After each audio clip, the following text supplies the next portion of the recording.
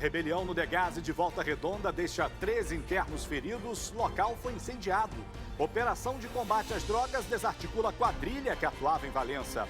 Família denuncia que está sendo ameaçada e perseguida por milicianos que atuam em São Pedro da Aldeia, na região dos Lagos. Moradores de Volta Redonda recorrem ao SBT Cidade para denunciar a situação de abandono de um bairro e as chuvas que seguem provocando estragos no interior do estado. Cidades do Noroeste Fluminense enfrentam alagamentos e quedas de barreiras. Quinta-feira, 12 de dezembro, começa agora o seu SBT Cidade.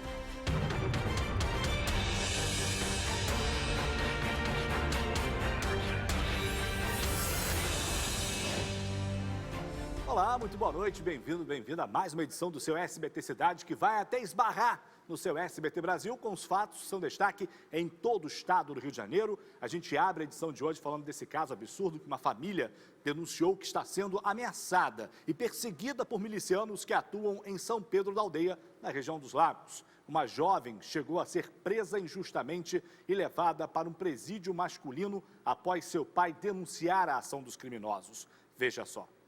A jovem Michele Velardo de Souza, de 24 anos, agora tenta superar o trauma que vivenciou recentemente. Ela foi presa acusada de assaltar um motorista de aplicativo juntamente com o ex-companheiro. Nós somos inocentes.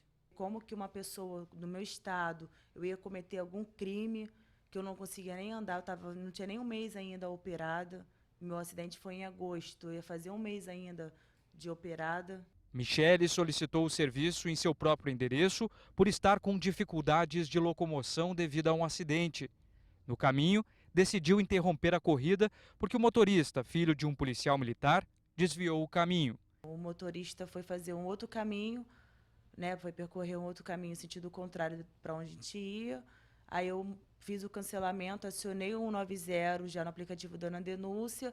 Foi de onde ele começou com papos de drogas, de bebidas, perguntando se a gente queria fumar maconha, um monte de coisa. E nesse meio tempo, ele não queria deixar a gente sair do carro, e meu ex-companheiro pediu para ele parar, para a gente descer, por causa da minha perna, devido ao meu acidente que eu estou recém-operada. E ele pegou, quando a gente saiu do carro, dizendo ele que foi na delegacia e deu queixa de assalto de arma armada ainda, dizendo que o meu ex-companheiro estava armado. Ela chegou a mandar reclamação para o aplicativo sobre o episódio. Quase 2 meses depois, ela foi presa por roubo e encaminhada a um presídio masculino. No mandado de prisão, Michele aparece como gênero masculino. Eu fui encaminhada como sexo masculino até eu provar, que até no nervosismo, a menstruação desceu. Aí falaram assim, mas você pode ser transexual, né? Porque estava no sexo masculino, me botaram, iam me botar na fila masculina, só que a defensora lá falou lá na triagem lá, falou, não, ela tem jeito de mulher mesmo, eu tive que provar que eu era mulher, senão eu ia para uma cela masculina. Ela foi humilhada, espancada, na fila lá, quiseram botar ela na fila masculina. A sorte dela é que ela estava nervosa, a misturação dela desceu, e com isso tudo eles provaram que ela era sexo feminino. Após ser solta, um homem que dizia ser oficial de justiça foi até a casa da família dizendo que tinha uma nova ordem para prender a filha do casal. Um outro rapaz, morador de Santa Cruz e que nunca tinha ido a São Pedro da Aldeia, também foi preso pelo crime e solto dias depois. O pai do morador de Santa Cruz é Nilton Ribeiro de Souza. O pai da Michele é um dos denunciantes da milícia no local.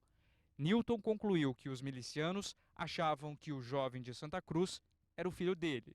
Ela foi vítima de uma trama de um suposto miliciano, um grupo de miliciano que existe lá no nosso loteamento. Com medo da ação dos paramilitares, agora a família decidiu buscar ajuda na Comissão de Direitos Humanos da Alerj. Michele está recebendo atendimento psicológico. Eu quero uma ajuda dos direitos humanos, porque enquanto ela estava presa lá 7 dias sofrendo, eu estava aqui fora tentando uma maneira de tirar minha filha de lá de dentro, porque ninguém deu atenção. Ela não passou por uma perícia, nenhum IML, foi jogada no 5º andar de uma cela, tendo que subir mais de 100 degraus. Ela foi algemada com outras presas, sem moleta. Ela teve que andar sem muleta e algemada. Então, isso tudo é uma tortura que ela passou. Como se já não bastasse a criminalidade dentro da sua, digamos, normalidade, né? O criminoso que não é envolvido com nenhum tipo de instituição de segurança. Como se já não bastasse isso, você tem essa banda podre da segurança pública do Rio de Janeiro, né? Que sua grande maioria dos milicianos, eles vêm aí das instituições de segurança, cometendo essas atrocidades. Como é que você prende uma pessoa porque denunciou o grupo, né? Se utilizando da força do Estado para poder cometer crime, né? Para poder dar força na criminalidade. Olha, eu vou te contar uma coisa, é difícil, né? É difícil, a gente fica naquela dúvida, você vai confiar em quem? Você vai confiar na polícia? Ou você confia no bandido, propriamente dito bandido, né? É complicado. E olha essa informação aqui, o principal suspeito de assassinar um homem dentro de um bar em Barra Mansa, em novembro deste ano, foi detido. Ele estava foragido na cidade vizinha, em Rio Claro. De acordo com a Polícia Militar, o suspeito foi localizado na casa de familiares e só foi encontrado graças a denúncias anônimas. A vítima era Alexandro Henrique da Silva, de 43 anos, que foi morto com golpes de faca na nuca, dentro de um bar. Isso aconteceu no bairro Apóstolo Paulo. O autor do crime, ele vai agora responder por homicídio e será transferido para uma casa de custódia que fica em Volta Redonda. Com essa notícia, a gente vai para o rápido intervalo, mas volta já, segura aí.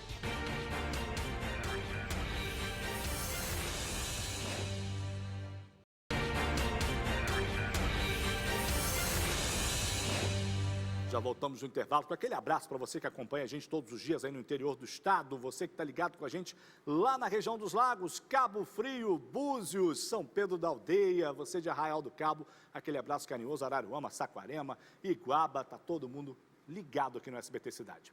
E olha essa informação, depois de 4 anos, a Justiça decidiu que policial militar que matou 2 jovens ao confundir macaco hidráulico com arma vai a júri popular. E olha, na época, o PM disse que os rapazes que estavam de moto teriam furado uma blitz na Pavuna, zona norte da capital fluminense, e que ele viu uma submetralhadora nas mãos do garupa. Veja só.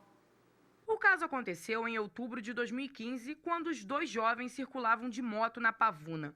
Tiago Guimarães Dingo, de 24 anos, e Jorge Lucas Martins Paz, de 17, iam para uma oficina devolver um macaco hidráulico que tinham pegado emprestado para consertar a Kombi de um amigo.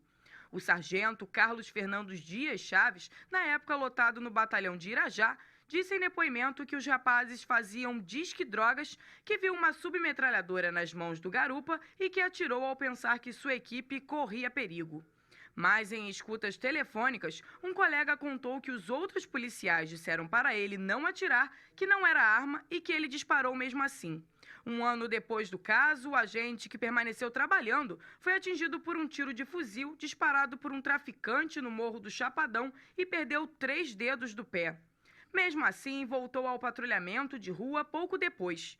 Na semana passada, a Justiça determinou que o sargento vai a júri popular.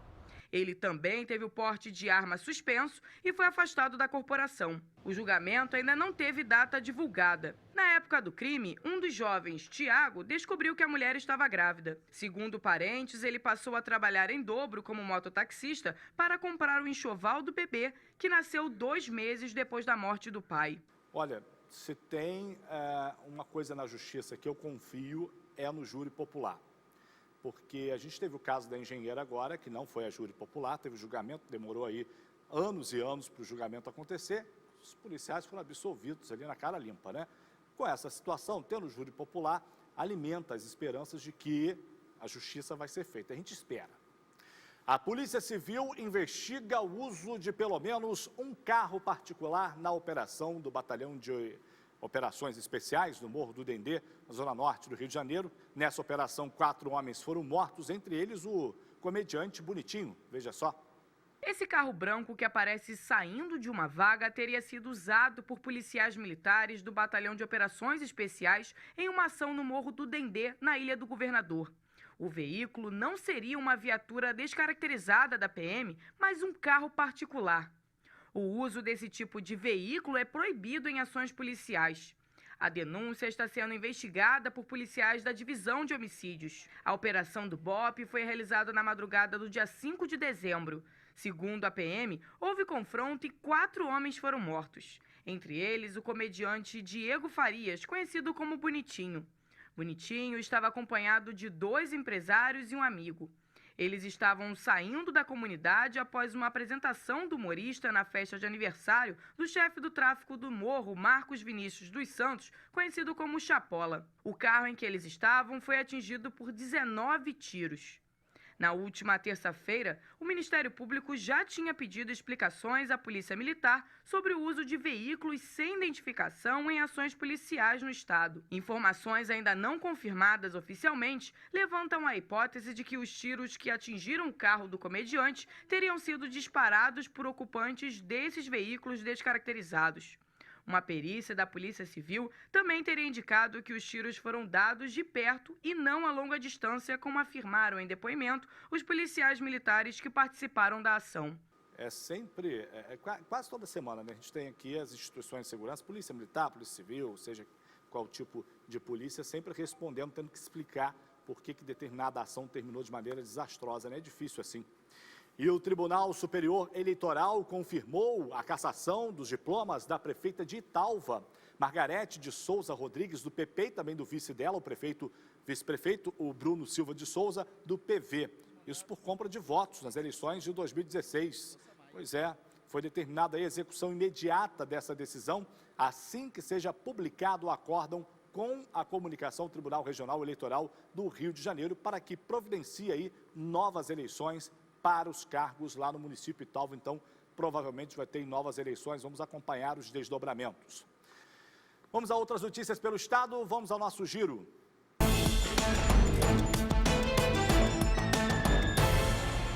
Uma forte chuva atingiu as regiões norte e noroeste do estado na noite desta quarta-feira e causou alagamentos em várias cidades. Em Miracema, houve até deslizamento de terra. Ruas ficaram alagadas, a água invadiu residências. Em Cambuci, uma casa desabou e o parque aquático da cidade ficou completamente inundado. Em Itaperuna também houve estragos. Por lá, ruas ficaram alagadas. Em Santo Antônio de Pádua, um córrego transbordou. No litoral, em Rio das Ostras, a cena se repetiu e diversas vias da cidade ficaram debaixo d'água. Segundo a Defesa Civil, a previsão é de que as chuvas continuem até amanhã na região. Um prédio de 5 andares e com 20 apartamentos foi interditado pela Defesa Civil de Macaé após apresentar rachaduras. Os moradores estão desalojados. Os imóveis foram financiados pela Caixa Econômica Federal, que ainda não deu uma posição sobre o problema. 2 postes de energia elétrica caíram na Avenida Atlântica, na Praia do Farol de São Tomé, em Campos dos Goitacazes. A fachada de uma pousada foi atingida. Ninguém se feriu. Segundo moradores e comerciantes, a concessionária de energia elétrica já havia sido alertada sobre o estado precário dos postes, mas não tomou nenhuma providência. Um carro pegou fogo após bater em um poste e um homem ficou ferido nesta quarta-feira em Macaé. A pessoa ferida foi encaminhada para o hospital da cidade e, apesar do acidente, a concessionária de energia disse que não houve interrupção no fornecimento. Situação parecida ocorreu na cidade vizinha, em Rio das Ostras, onde um carro também pegou fogo quando abastecia em um posto. Não há informações sobre feridos. Um caminhão de lixo tombou na BR-040, na Serra de Petrópolis. O motorista sofreu ferimentos leves e foi atendido no Hospital Santa Teresa. Segundo a concessionária responsável pela via, o trecho já foi liberado. Um incêndio provocado por uma rebelião no Degase de Volta Redonda deixou 13 internos feridos. Todos foram encaminhados para o Hospital São João Batista. O motivo do motim teria sido a transferência de alguns menores para outras unidades do estado. De acordo com a Polícia Civil, os envolvidos vão responder criminalmente por dano ao patrimônio e lesão corporal. 3 pessoas foram presas em uma operação de combate às drogas em Valença. A suspeita da polícia é de que o grupo, que ainda contava com a participação de 5 menores de idade, tenha se mudado para a cidade para assumir a venda de drogas no bairro de Varginha. O esquema foi descoberto após denúncias anônimas de que a venda acontecia em um campo de futebol do bairro da localidade. E as drogas que foram apreendidas, cocaína, armas e munições, foram levadas para a delegacia. É com esse giro de notícias que a gente vai para um rápido break, mas volta já, segura aí.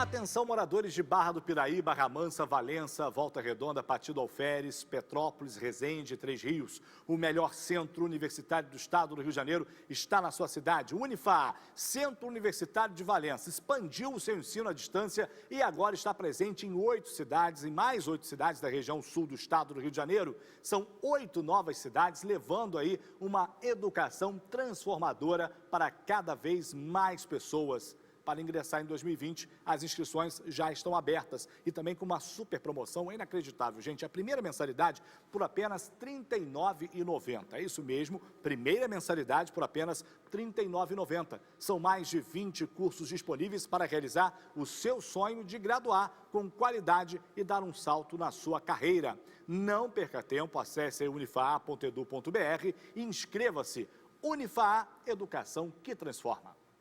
Vamos seguindo então com as informações aqui do estado do Rio. Agora tem aí a sua denúncia aqui no SBT Cidade, através do nosso WhatsApp, está aqui embaixo, o Bira está liberando na tela.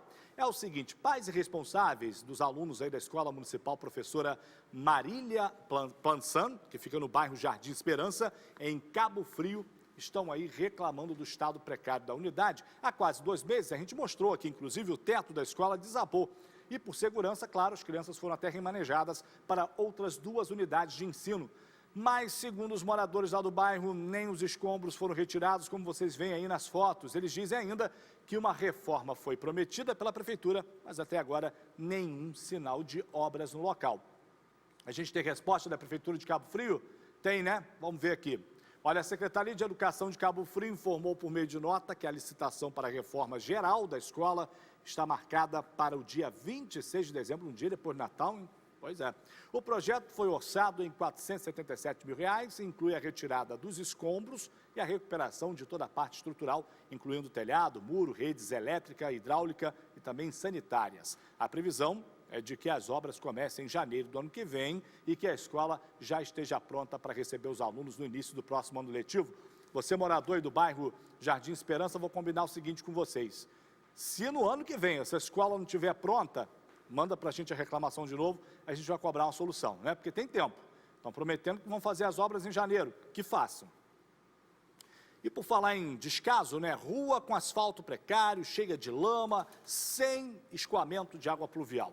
Essa é a realidade enfrentada por moradores do bairro Santa Rita do Zarur, isso em Volta Redonda, preocupados aí com o período de chuvas. Eles recorreram aqui à nossa equipe da SBT Cidade para tentar serem ouvidos pelo poder público. A nossa equipe foi até lá e mostra para a gente e põe no ar. É tanta lama que mal dá para perceber que aqui tem asfalto. Morador da rua São Sebastião do Paraíba há 15 anos, Jackson contou que não tem meio termo. Os moradores sempre sofrem com poeira no outono e inverno e lama na primavera e no verão. É isso aí que você está vendo, olha. É muito barro, né? A gente já pediu, já corremos atrás, entendeu? Para ver se eles faziam melhoria para nós. Mas, infelizmente, tá isso aí do jeito que tá. Quando o tempo fica nublado, começa a preocupação dos moradores. Com o período de chuva, a tragédia está anunciada para os moradores do bairro Santa Rita do Zarur. A água que escoa da rua lá de cima, a rua São Sebastião do Paraíba, está vindo aqui para a rua de baixo, a rua São Pedro de Alcântara. Nos últimos dias, essa casa foi completamente atingida pela lama. Sem escoamento de água pluvial, o problema foi agravado depois que surgiram esses 2 buracos. Segundo os moradores, os pedidos de manutenção na rua são antigos, mas a solução nunca chegou. Eles não aparecem, vereador só aparece em época de eleição, é muito difícil eles virem e ver o que acontece na rua. A gente aqui é esquecido. Gorete também é uma das primeiras moradoras da localidade. Cansada de sofrer com as enxurradas, ela mesma fez um muro de contenção em casa. Hoje eu acho que eu nem estava ali, minha filha. Já tinha ido embora daqui, porque toda a chuva eu não podia sair. Tinha que ficar ali para tirar as coisas, puxar barro de dentro de casa. Tá aí, bonito, né? Eu queria saber se a rua do prefeito de Volta Redonda, o Samuca, não é o Samuca que é o prefeito lá? Será que a rua da casa dele, alguém faz vídeo, morador aí de Volta Redonda, faz o seguinte, se vocês sabem onde mora o prefeito, faz um vídeo aí da rua do prefeito, para a gente comparar como é que está a rua do prefeito, como é que está a rua dos demais bairros da cidade, inclusive desse bairro que a gente foi. Para a gente saber, né, de repente está igual. De repente o problema é para todos, né? Porque quando a gente vai enfrentar um problema e todo mundo está enfrentando também, a gente até aceita. Agora, rua de vereador e de prefeito bonitinha e rua de morador, eleitor, desse jeito é falta de vergonha na cara da prefeitura, tá? Que nem respondeu, né? Nem mandou resposta até o fechamento dessa edição. Complicado, né? Servidores públicos municipais fizeram um protesto na Câmara de Vereadores de Campos Goytacazes nesta quarta-feira. Eles são contra um projeto do governo Rafael Diniz, que corta vários benefícios da categoria, como a insalubridade para quem trabalha na área da saúde e o auxílio alimentação de R$ 200 para quem ganha acima dos R$ 3.400. Os vereadores têm até amanhã para poder apresentar aí emendas ao projeto. A prefeitura não se pronunciou sobre os protestos. E tem gente jogando dinheiro para o alto por aí. Você acredita nisso? Essa situação aconteceu no interior do estado. Um motorista misterioso abriu a janela do carro na rodovia Amaral Peixoto, em Araruama, e jogou as verdinhas ao vento. Várias pessoas correram para poder pegar. Um dos moradores contou aí que conseguiu sair do local com R$ 130 na carteira. Segundo quem estava por lá, o motorista deve ter jogado cerca aí de R$ 2.000 pela janela. Ô, beleza, imagina só se essa moda pega, né? Esse é o tipo de moda que não vai pegar, com certeza. De repente até voou, né? O dinheiro estava lá no pacote, não sei o que pode ter acontecido. Agora, inusitada essa notícia, né? No mínimo. Vou embora? Tá bom, o SBT Brasil bate a porta, voltamos a nos falar amanhã, sexta-feira. Tchau, até lá.